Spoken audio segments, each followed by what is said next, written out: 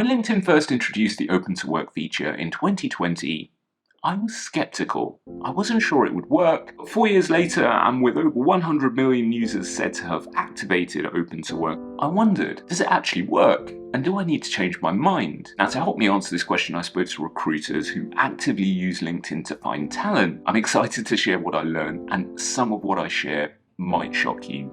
I'm Raj. Let's dive in. If you're interested in activating the Open to Work feature on your LinkedIn profile, you'd click on your profile picture, hit View Profile, then Add Goal, followed by finding a new job, and as long as LinkedIn haven't moved things around too much, you'll see the Open to Work option at the bottom, with two options. The first way your Open to Work status can be seen by recruiters only, so you don't get that green badge on your profile picture.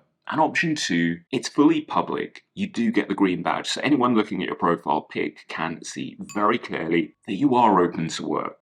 So takeaway number 1, you don't have to reveal you're open to work publicly, you can just reveal this privately or to recruiters only. And recruiters get to see this if they've stumped up the reported $10,000 per annum for LinkedIn Recruiter. This is a tool that gets them precise filtering for potential candidates, and we can see here that the open to work search filter is super high up, meaning recruiters are more likely to see it.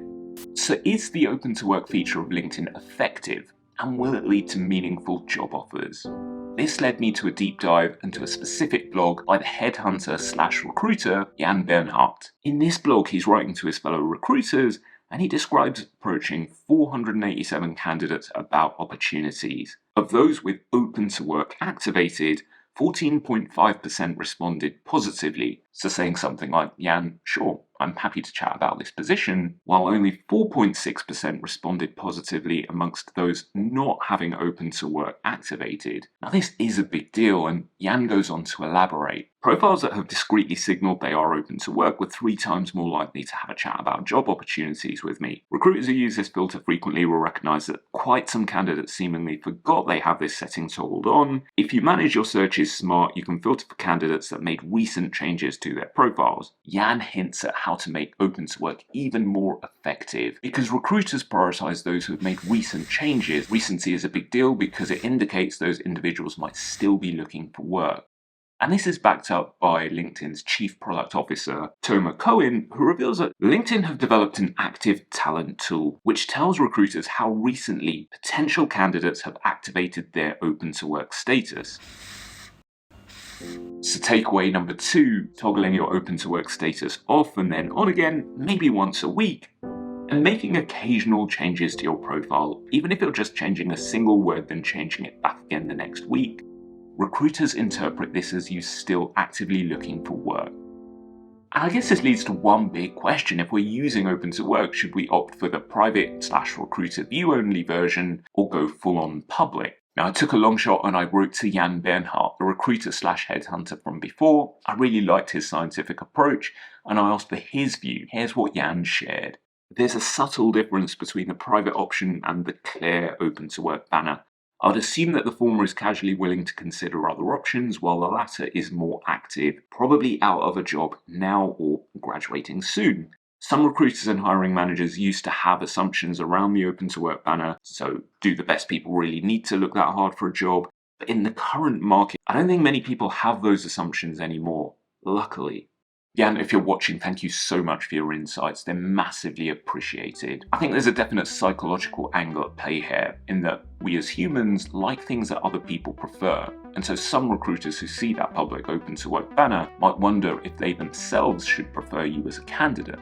And this is something hinted at by Meta engineering recruiter Nikki Woodall, who suggests she's overall neutral on publicly showing open to work, but leans towards not being a fan. It does give off a subconscious vibe of desperation somehow. I won't disqualify for it because I'm aware of this potential bias, but top performers typically just don't have to include this photo to get work.